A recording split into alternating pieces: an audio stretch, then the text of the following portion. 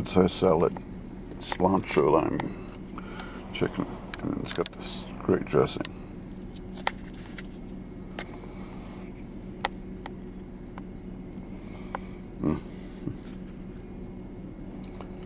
Cherry tomato. I do like, oh man.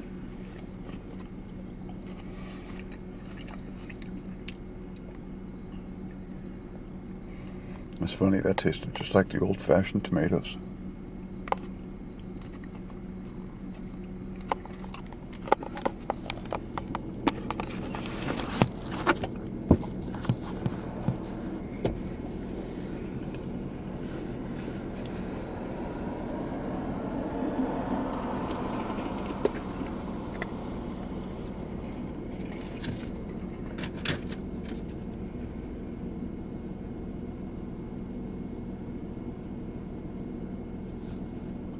Are they expecting a big government handout? My wife and I wanted to retire comfortably on our own terms, with our own money. And we did. With our own perfect retirement business. Oh, that's good. We discovered this retirement income secret. We're collecting an extra $825 a week. That's over $40,000 a year.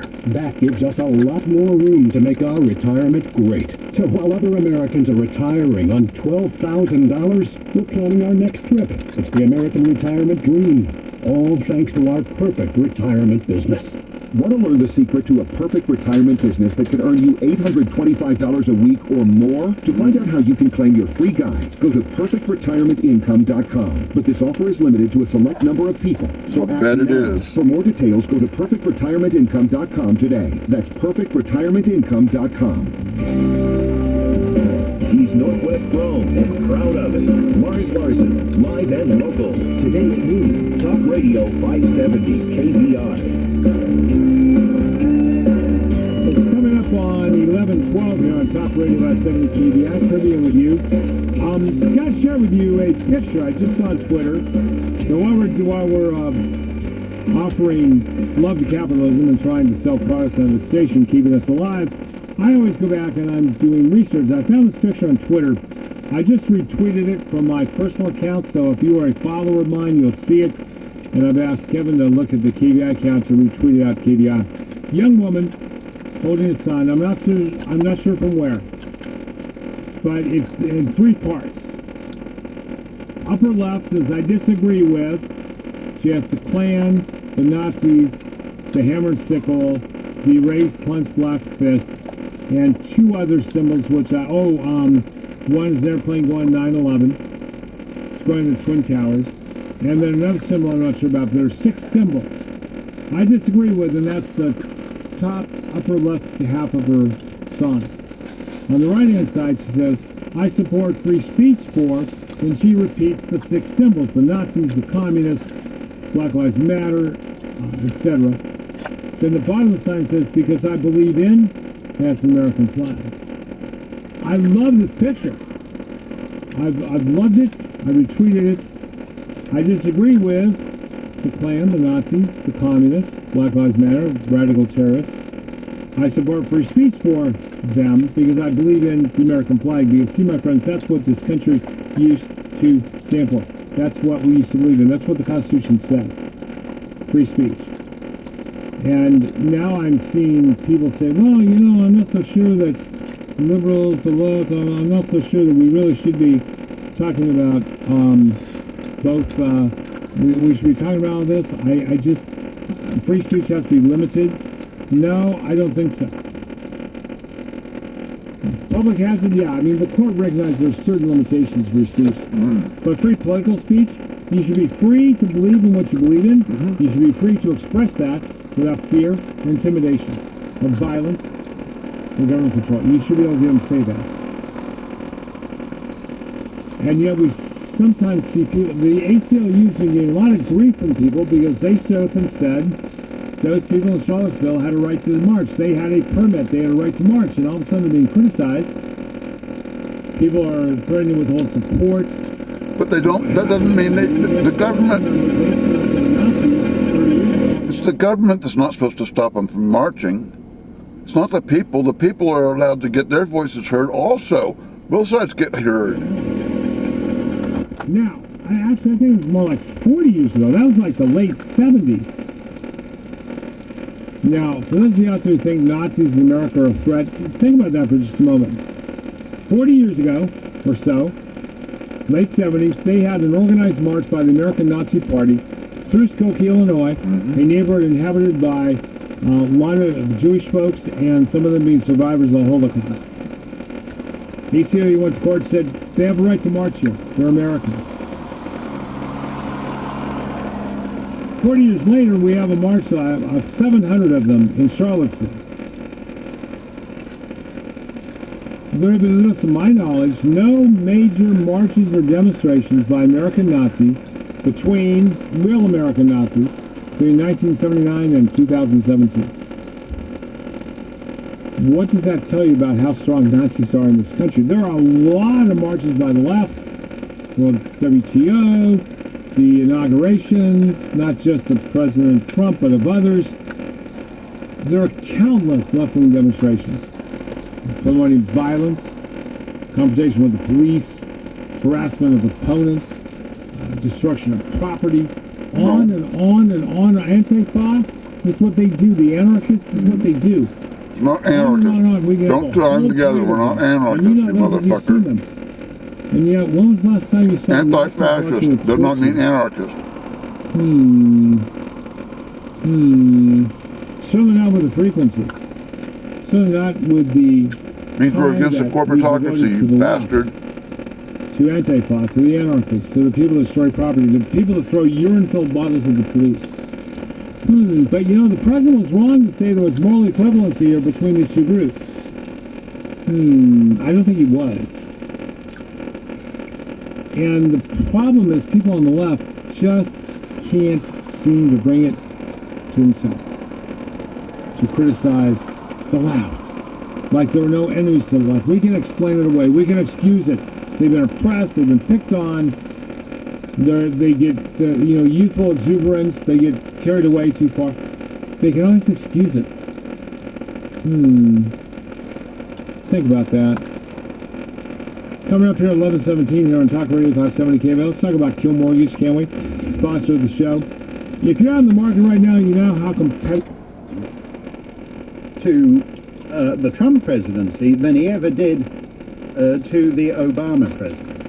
And that is something that is not going to sit well with Republican voters. You will rise, the Republicans in Congress will stand or fall on whether the Trump presidency stands or falls. 1-800-282-2882. Mark Stein in for Rush. We'll take your calls straight ahead. This summer, when you're away on vacation, take Rush with you. A monthly membership to Rush 24/7 brings America's Anchorman and the EIB network to your laptop, tablet, or smartphone. Wow. Podcasts, archives, and a DittoCam for less than $7 a month. That's Rush 24/7 at RushLimbaugh.com. You're listening to the EIB network. Right. There is a common assumption about identity theft. A lot of people believe it's just credit card fraud, but that is not the only form of identity theft. There are cases of information being sold on the dark web, or somebody getting an online payday loan in your name. Now, good thing there's LifeLock, folks. They use proprietary technology to detect and alert you on a wide range of identity threats. If you have a problem, the U.S.-based identity restoration specialist will work with you. No one can prevent all identity theft or monitor all transactions in all businesses. Join right now and get a special 15% discount off the first year of your LifeLock membership. Call 800-440-4833 or go to LifeLock.com and use the promo code RUSH15. That's RUSH15. That's how you save 15% off your first year. The offer ends on the 27th of August. Terms apply. 800-440-4833. Hi, I'm Eric, a student at Hillsdale College. Here's President of Hillsdale College, Dr. Larry Arnn, on natural rights versus entitlements. America was founded on the idea that human beings are born with natural rights, such as the rights to life, liberty, and property. A person who holds this view of rights makes no demands on others except that they respect those rights. Today, however, many Americans talk about rights to a college education, state-of-the-art medical care, and even birth control pills. These are rights understood as entitlements, and a person who holds this view of rights, far from making no demands on other people, is making claims on other people's money and resources. This understanding of rights not only sets citizens against each other, but it undermines the whole idea of natural rights. This Constitution Minute was brought to you by Hillsdale College. To receive a free pocket Constitution and Declaration, go to constitutionminute.com. Probably not. And another great latest nation. When you want to keep listening but won't be near a radio, take Michael Medved with you. Download the AM 770 KTTH app in your Apple or Android app store or at kTTH.com. The AM 770 KTTH app, where you listen to conservative talk radio anytime, anywhere. All-Star Auto Glass repairs and replaces auto glass. You get free car washes from Brown Bear. Find them online. Call allstar.com. Call allstar.com. Hey Medheads, did you know Tub Cove has completed nearly 50,000 tub and shower area remodels in its 45-year history? Wow, this is Michael Medved recommending a local one-day bathroom makeover company and your complete source for beautiful bathroom and shower renovations. Don't just take my word for it. Check out Tub Cove reviews online and also at tubcove.com. Here is the Tub Cove promise. They will completely redo your bathroom shower area just as they did for my son, and they'll do it for less than $6,000. That includes a new tub and shower, mixing valves, seamless wall surround, and glass doors. Of course, it's a lot less if you do some of the work yourself or you only need a partial makeover. So when their competitors give you a $10,000 to $15,000 quote, remember Tub Cove, because those competitors only make Tub Cove look good. Please call Tub Cove to save money with a free and firm quote at 206-522-1711. Call now, 206-522-1711. So Albertsons had, here's a minute right there. Albertsons had the same generic food as Safeway, signature brand. Interesting. Factory scheduled maintenance, custom exhaust, certified emissions repair, and more. Buc-ee's is proud to offer high-quality Bardol additives and lubricants to keep your vehicle at peak performance. Buc-ee's, the largest local family-owned auto repair company in the Northwest. Stop by any of Buc-ee's 16 locations, from Everett to Tacoma to Bremerton. No appointment needed. For locations and savings, visit buc-ee's.com. From the Online Trading Academy studio, this is AM 770 KTTH.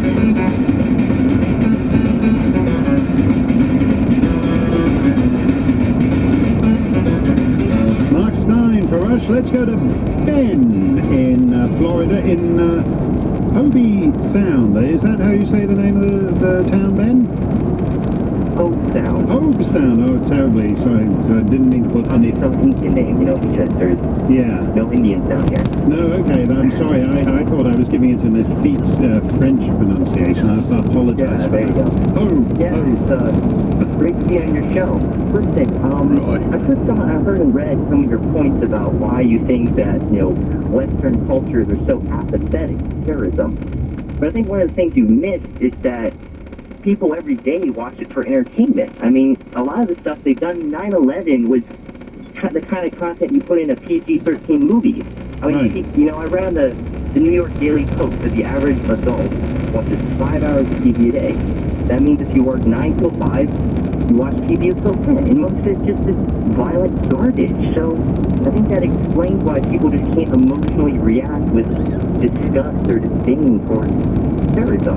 Well, you make a good point, because at the time of 9/11, there was a Schwarzenegger film. I can't remember the name of it, and I think they eventually ended up actually just not releasing it. But there was a poster that was on the New York subway at the time of 9/11 for this Schwarzenegger film, and it looked actually like what happened on 9/11. If you remember that scene of 9/11 of people running through the streets of Lower Manhattan with the big cloud of dust behind it, the Schwarzenegger movie poster actually looked like that.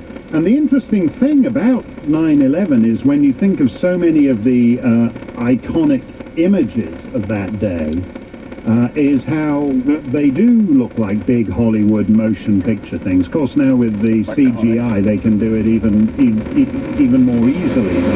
And if you remember, the Prime Minister of Malaysia, Dr. Mahathir Mohamad, actually said he came to the conclusion that 9/11 was a fake that the Americans had done, because he said if they can do Avatar, they can do anything. So Dr. Mahatch actually went to watch Avatar and concluded that 9/11 must have been an inside job, because if you can do Avatar, you're certainly capable of arranging to have dust in the street. So you're not wrong, Ben, that in a sense, the more fantastically violent our entertainment gets, it must have some kind of desensitizing element to seeing scenes of rubble in Western cities or whatever. That's basically the point you're making. Exactly. Yeah. Yeah. If you were to put 9/11 footage into a movie, people might not even recognize it.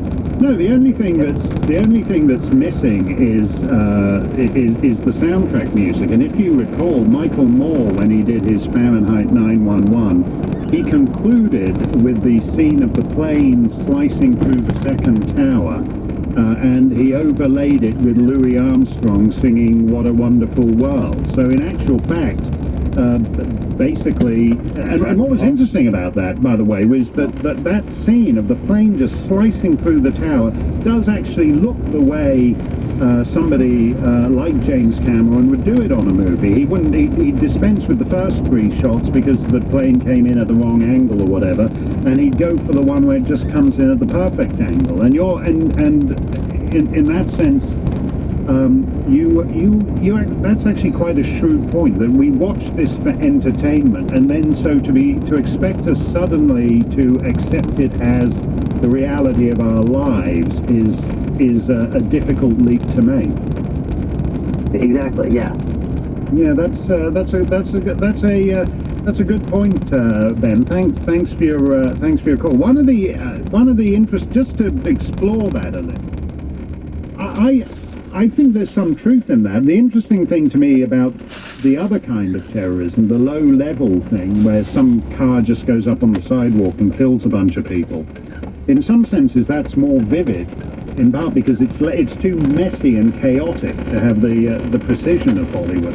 You know, when we talk about this, I thought the most interesting line in the president's speech was, another fundamental pillar of our new strategy is the integration of all instruments of American power, diplomatic, economic, and military, toward a successful outcome. And this, if he means it, this is the most important line in the speech, because to deal with what Ben said, you can't just go to... The military is just one instrument of national power, and you have to go to war with the other elements of national power, one of which is, as I've said, waging war on the ideology. You cannot have a situation where you just send bombers in to bomb villages, boom, boom, boom, boom, boom, and then expect that cumulatively to accomplish anything. We are engaged in an ideological struggle against an ideology that wants to destroy not just the Western world. It wants to ultimately destroy Chinese civilization, Asian civilization. It wants eventually to supplant all alternatives. And so you actually have to take on that ideology and be prepared to take that on. And this idea that you can just have precision military strikes, but you never identify the enemy, you're never honest about the enemy's motivation, is one reason why it's gone on for 16 years in Afghanistan to such little purpose. In the end, you have to drive a stake through the ideology. We didn't sit around worrying about, which Nazis were good Nazis and which Nazis were bad Nazis. We decided to denazify. That if you were a Nazi, you were part of the problem, and we're not prepared to do that, and that has consequences. For example, the guy who killed 50 gays in Orlando, he supported the Taliban, and his father supported the Taliban, and because the son was violent, we revile him, but we give a pass to the father who did not shoot up the nightclub. He supports the Taliban, and he gets to stand behind Hillary Clinton at a Democrat rally. It's the ideology. Are you happy with your current job?